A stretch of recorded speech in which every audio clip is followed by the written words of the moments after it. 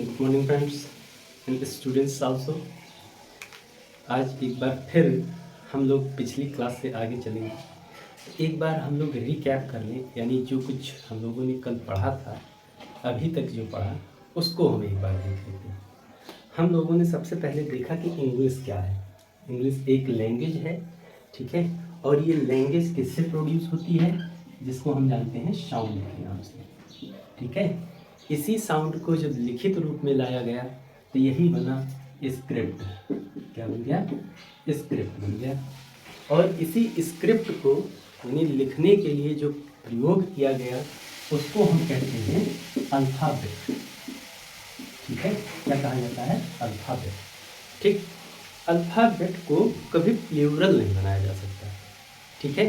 क्यों प्लूरल नहीं बनाया जा सकता? इसी को हिंदी में हम कहते हैं वर्णमाला, ठीक, वर्णमाला कहते हैं। अब वर्णमाला में हमें पता है कि इंग्लिश वर्णमाला में कितने अक्षर हैं, ठीक है, पता है 26 होते हैं, और जबकि हिंदी में 52। यानी जितनी वर्णमालाएं हैं इनमें, चाहे जिस भाषा की वर्णमाला, सबको मिला करके ही, यानी जितने लेटर्स हैं उनको मिला करके ही वर्णमाला मतलब कही जाती है, ठीक। तो इस पर भी एक क्वेश्चन आता है कॉम्पिटिटिव एग्जाम में, ठीक है। जैसे I learned the alphabet at the age of 6। यानी हमने जो अल्फ़ाबेट है, अब ये अल्फ़ाबेट का मतलब वर्णमाला, जबकि हमें क्या करना है, अल्फ़ाबेट्स होता है तो अल्फ़ाबेट नहीं होता है, क्या हो जाएगा, केवल अल्फ़ाबेट हो जाएगा। क्योंकि हमें पता है कि अल्फ़ाबेट में 26 लेटर्स होते हैं और इनको हमें एस लगाने की ज़रूरत नहीं होती है, ठीक है। इसीलिए ये वर्णमाला मतलब अपने आप में ही वो एक यूनिट है। जैसे हम लोगों ने पढ़ा कि इसी वर्ड में, इसी अल्फ़ाबेट में हम वॉवेल और कॉन्सोनेंट को मिलाकर के वर्ड बनाते हैं। तो वर्ड जो होता है सबसे छोटी यूनिट होती है, ठीक है, किसकी, किसी मिलाए जाने वाली, यानी वॉवेल और कॉन्सोनेंट को मिला करके अगर कोई शब्द बनता है तो सबसे छोटी यूनिट वही होती है इंग्लिश में, ठीक है। तो ऐसे ही इसको भी हम अल्फ़ाबेट को अल्फ़ाबेट्स नहीं कर सकते, ठीक। ये भी आप लोगों को ध्यान रखने वाली बात है। आगे चलते हैं, ठीक। कल हम लोगों ने अल्फ़ाबेट के बारे में पढ़ा, वर्णमाला के बारे में, ठीक। और इसी वर्णमाला से जो एक लेटर बनता है, वर्ड बनता है, जो इसकी यूनिट बनती है उसको हम कहते हैं वर्ड।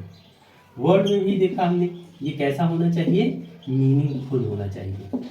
जब तक मीनिंगफुल नहीं होगा ये वर्ड की कैटेगरी में नहीं आएगा, ठीक। अच्छा, ये मीनिंगफुल हो गया। कल अब इसी के बाद एक और वर्ड आता है जिसको हम जानते हैं फ्रेज के नाम से। किसके नाम से? फ्रेज। अब फ्रेज क्या होता है, ठीक, इसको हम हिंदी में उपवाक्य जानते हैं। क्या कहते हैं? उपवाक्य। अब उपवाक्य मतलब इसकी अगर डेफिनेशन समझने की कोशिश की जाए तो इसको कहते हैं अ ग्रुप ऑफ वर्ड्स।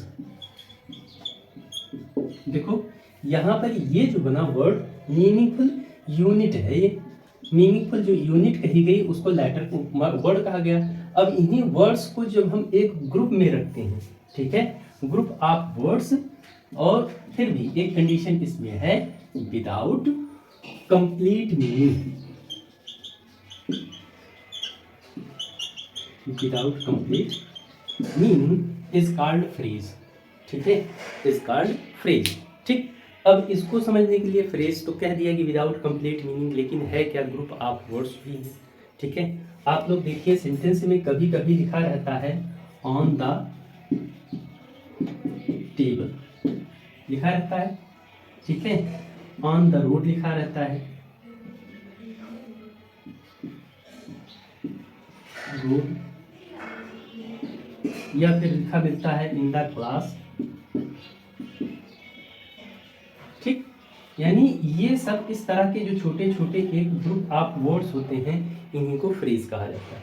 अब ग्रुप ऑफ वर्ड्स तो केवल इतना ही नहीं है, ग्रुप ऑफ वर्ड्स ये भी है, जैसे हमारे सेंटेंस का स्ट्रक्चर होता है subject, helping verb, main verb plus object. ठीक है, ये पार्ट जो आता है इसी में आता है, या तो ऑब्जेक्ट में आएगा या तो कॉम्प्लीमेंट में आता है, इसी के बाद ऑब्जेक्ट के बाद ही कॉम्प्लीमेंट आता है। ठीक है, तो ये जितने वर्ड्स हैं सब्जेक्ट और इन दोनों को मिला करके वर्ब, ऑब्जेक्ट, कॉम्प्लीमेंट, सभी अपने आप में एक छोटे छोटे फ्रेज बनाते हैं। ठीक है, जैसे सब्जेक्ट का फ्रेज कैसे बनता है, हम आप कभी कभी लिख देते हैं माई फ्रेंड राम। अब माई फ्रेंड राम आगे आप लोग लिख दीजिए इज गोइंग टू, कहीं भी हो जा सकता है। ठीक है, ये जो पार्ट है, ये जो पार्ट हमारा हो जाता है, इसी को हम कहते हैं सब्जेक्ट। जो सब्जेक्ट में यानी किसी भी पार्ट में, इस सेंटेंस के किसी भी पार्ट में एक से ज़्यादा जब शब्दों का प्रयोग करते हैं, एक से ज़्यादा जब वर्ड्स को हम यूज़ करते हैं, तो उसी को फ्रेज कहा जाता है। हैव बीन गोइंग हम लोग लिखते नहीं हैं, have been going, have been going, ये क्या है, एक ये भी फ्रेज है, क्योंकि ये पूरी की पूरी हमारी वर्ब है, ये हेल्पिंग वर्ब है और ये मेन वर्ब है। भले ही ये हमारी हेल्पिंग वर्ब मेन वर्ब है, लेकिन है क्या, एक फ्रेज जो कि किसका पार्ट है, वर्ब का पार्ट है। ठीक है, तो ऐसे ही जितने पार्ट हैं, सब्जेक्ट हुआ, वो हुई, ऑब्जेक्ट, कॉम्प्लीमेंट, ये अगर एक से ज़्यादा शब्दों में व्यक्त किए जाते हैं, बताए जाते हैं, यूज़ किए जाते हैं, तो उन्हीं को हम क्या कहते हैं, फ्रेज।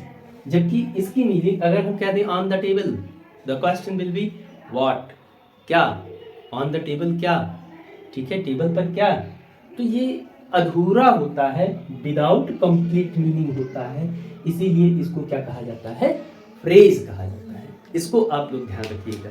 ठीक, हमारे ख्याल से इसको लिख लिए होंगे, समझ लिए होंगे। हम आगे चलते हैं इसको हटा करके। ठीक,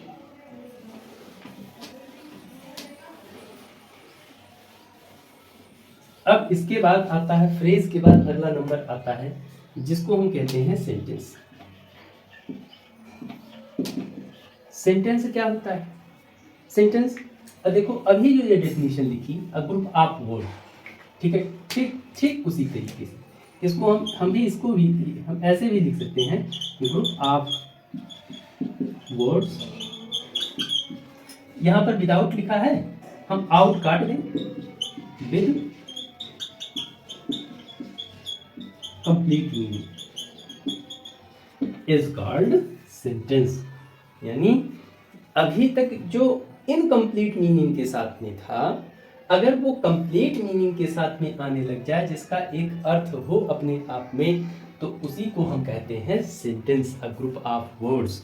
ठीक है, अच्छा, इसी कंप्लीट मीनिंग के लिए, किसके लिए, इसी कंप्लीट मीनिंग के लिए हमें करना क्या पड़ता है, इनका एक अरेंजमेंट बनाना पड़ता है। भाई जाहिर सी बात है कि अगर हमें घर बनाना है, तो हम सबसे पहले किसकी कल्पना करेंगे, हम सबसे पहले कल्पना करेंगे कि हमें नींव डालनी पड़ेगी, नींव डाली जाएगी, उसके बाद फिर दीवार उठाई जाएगी, दीवार उठाने के बाद फिर उस पर क्या पड़ेगा, स्लैब पड़ेगा, यानी छत पड़ेगी, तब जा करके हमारा घर कंप्लीट होगा। हम कभी ऐसा तो नहीं कह सकते कि चलो डायरेक्ट पहले छत ही डाल देते हैं, ऐसा कभी नहीं हो सकता। इसी तरीके से इस, यानी अगर घर बनाना है, कंप्लीट घर बनाना है, तो हमें एक स्ट्रक्चर फॉलो करना पड़ेगा। ठीक है, स्ट्रक्चर फॉलो करना पड़ेगा, और उसी के लिए, इसी कंप्लीट मीनिंग के लिए हमें इस सेंटेंस में भी क्या फॉलो करना पड़ता है, स्ट्रक्चर फॉलो करना पड़ता है। ठीक है, और स्ट्रक्चर क्या होता है, यही है स्ट्रक्चर, जिसमें सबसे पहले आता है सब्जेक्ट। ठीक, सब्जेक्ट के बाद हेल्पिंग वर्ब, इसको कहते हैं, फिर मेन वर्ब। अच्छा, ये हेल्पिंग वर्ब, मेन वर्ब अलग अलग इसमें यहाँ जरूर लिखा जा रहा है, लेकिन इन दोनों को मिला करके क्या कहा जाता है, वर्ब ही कहा जाता है। ठीक है, हेल्पिंग वर्ब के बाद ऑब्जेक्ट, क्या होता है, ऑब्जेक्ट, ऑब्जेक्ट, फिर उसके बाद कॉम्प्लीमेंट का नंबर आता है। ठीक है, कॉम्प्लीमेंट, इसको भी ध्यान रखिएगा। अब सब्जेक्ट यानी सेंटेंस में जो कार्य कर रहा है, वो क्या हो जाएगा, वो सब्जेक्ट हो जाएगा। कौन सा कार्य हो रहा है, कार्य हो रहा है कि नहीं हो रहा है, ये बताएगा, वो बताएगा हमारा। किसको पढ़ेंगे, क्या पढ़ेंगे, वर्ब, ना कि वर्ब, ठीक है, वर्ब बताएगा। ये ऑब्जेक्ट यानी सब्जेक्ट जिसके ऊपर कार्य करता है वो होता है ऑब्जेक्ट, यानी ऑब्जेक्ट का प्रभाव सब्जेक्ट के ऊपर पड़ता है, ठीक है। I am going to school, तो हमारा काम क्या हो रहा है, जाने का, लेकिन कहाँ जाने का काम हो रहा है वो बताता है ऑब्जेक्ट, ठीक है। उसके बाद बाकी जो सेंटेंस के पार्ट होते हैं उनको कंप्लीट करने का काम करता है, जिसको हम कहते हैं कॉम्प्लीमेंट। कॉम्प्लीमेंट को हिंदी में कहते हैं पूरक, ठीक है। क्या कहा जाता है, पूरक कहा जाता है।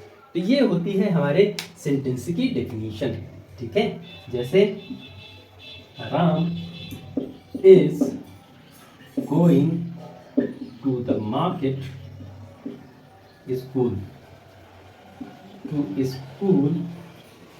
अब इसी में आगे हम लिख दें टू स्टडी, ठीक है। तो इसको हम अगर आइडेंटिफाई करें इस सेंटेंस के हिसाब से, ये हमारा सब्जेक्ट हो जाता है, ये हेल्पिंग वर्ब, ये हमारा मेन वर्ब, ठीक। ये क्या है, ये हमारा ऑब्जेक्ट है, ठीक है। और फिर ये क्या है, कॉम्प्लीमेंट है, ठीक। इसी को हम कहते हैं सेंटेंस। यानी इसको हमें अरेंज करने के लिए, यानी इसको कंप्लीट मीनिंग बनाने के लिए हमें इस स्ट्रक्चर में रखना पड़ेगा, अदरवाइज हमारा स्ट्रक्चर क्या हो जाएगा, गड़बड़ हो जाएगा। अच्छा, हाई स्कूल में इसी स्ट्रक्चर पर, इसी बिहाफ पर क्वेश्चन आता है 2 नंबर का, जिसको हम कहते हैं सेंटेंस अरेंजमेंट, ठीक है। या हमारे सेंटेंस को, जैसे ये सेंटेंस है, इसी को स्प्लिट कर दिया जाएगा। स्प्लिट का मतलब इसको यहाँ रख देंगे, स्टडी को इधर रख देंगे, राम को बीच में रख देंगे, स्कूल को पहले रख देंगे। इस तरह से रख करके हमसे कहेंगे कि इसको एक ऑर्डर में रखिए। Reordering of sentence, arrangement of sentence, ठीक है। ये सब एक ही पार्ट है। तो इसको क्या कर दिया जाता है, इसको स्प्लिट कर दिया जाता है, और स्प्लिट करके हमसे सही करने को पूछा जाता है। तो उसका सबसे सही तरीका है कि हमें इस स्ट्रक्चर का ध्यान रहे। अगर ये स्ट्रक्चर हमें ध्यान में रहेगा तो इसमें कहीं भी कोई गड़बड़ी नहीं हो पाएगी, ठीक। इसको आप लोग एक बार नोट कर लीजिए, फिर आगे हम चलते हैं, ठीक है। हमारे ख्याल से आप लोगों ने नोट कर लिया होगा। चलिए,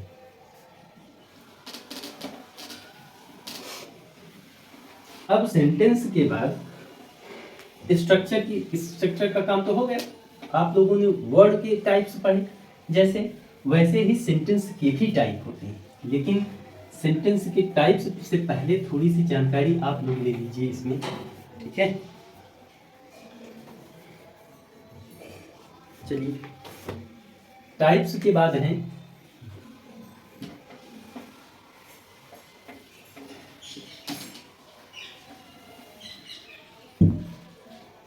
सेंटेंस का। अभी तक सेंटेंस को देखा हमने, सेंटेंस के बाद बारी आती है टाइप्स ऑफ सेंटेंस, ठीक है। टाइप्स ऑफ सेंटेंस की बात होती है। तो सेंटेंस के टाइप, अभी हम लोगों ने वर्ड्स की टाइप पे पढ़े। अगर आप लोगों को याद हो तो वर्ड कितने टाइप का होता है, हम लोगों ने पढ़ा था। Noun, pronoun, adjective, verb, adverb, preposition, conjunction और इंटरजेक्शन। ये क्या था, वर्ड का टाइप। अब हमें सेंटेंस का टाइप पढ़ना है। अब जो वर्ड पढ़े थे उन्हीं वर्ड को जब हम अरेंज करते हैं तो हमारा सेंटेंस बनता है, ठीक।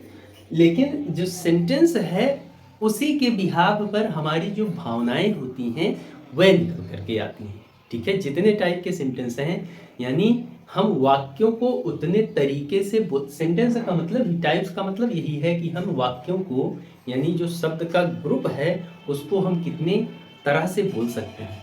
कभी कभी हम कोई बात किसी को बताते हैं, कभी प्रश्न पूछते हैं, कभी किसी को ऑर्डर देते हैं, रिक्वेस्ट करते हैं, निवेदन करते हैं, ठीक है।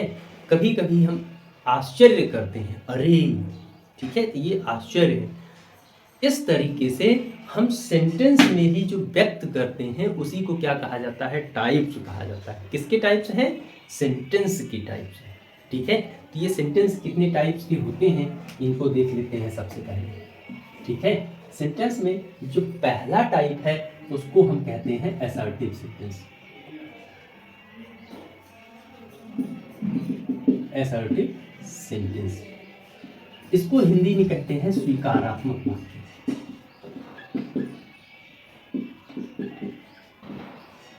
क्या कहा जाता है? स्वीकारात्मक वाक्य। ठीक है। असर्टिव के बाद होता है इंटेरोगेटिव।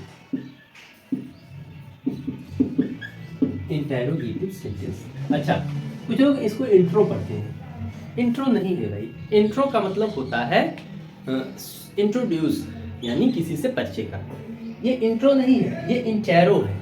इंटेरो का मतलब होता है प्रश्न पूछना। जब हम किसी से प्रश्न, कोई क्वेश्चन करते हैं तो उसको कहा जाता है इंटेरो। ठीक है, ना कि इंट्रो। ठीक। Interrogative sentence. इंटेरोगेटिव सेंटेंस के बाद अगला आता है इंपेरेटिव। इसको प्रश्नवाचक कहते हैं। प्रश्नवाचक वाक्य। इसको इंपेरेटिव सेंटेंस है। इसको कहते हैं आज्ञा सूचक।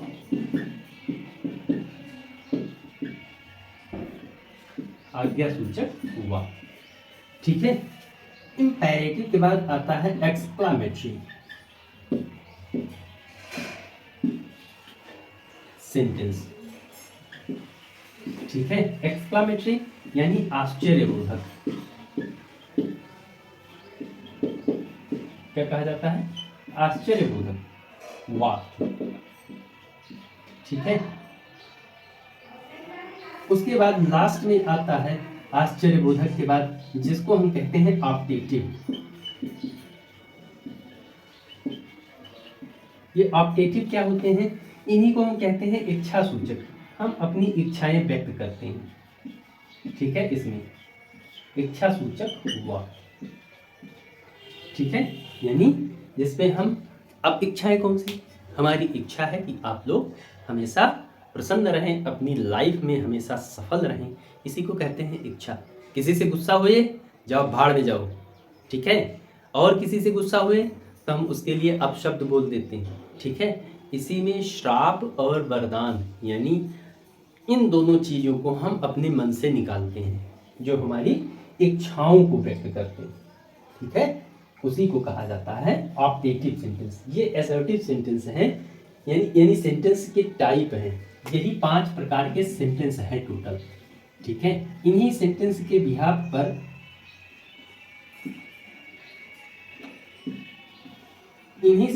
बिहाफ पर पूरी इंग्लिश ग्रामर बेस्ड है।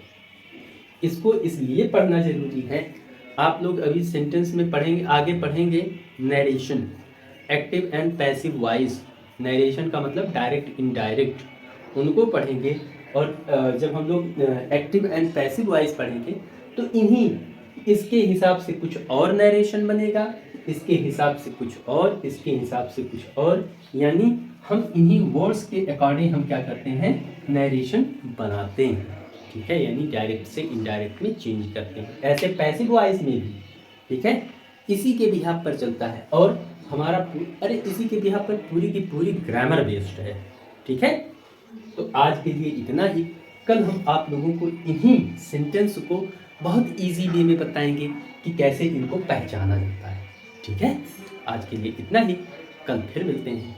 Thank you. हाँ, अगर वीडियो अच्छा लगा हो तो इसको लाइक कीजिए, शेयर कीजिए और सब्सक्राइब कीजिए। ठीक है। इससे कुछ होने वाला नहीं है आप लोगों का ज्ञान बढ़ेगा, थोड़ा सा हमें भी लगेगा कि हाँ, आप लोगों को वीडियो पसंद आ रहा है। ठीक। Okay, thank you.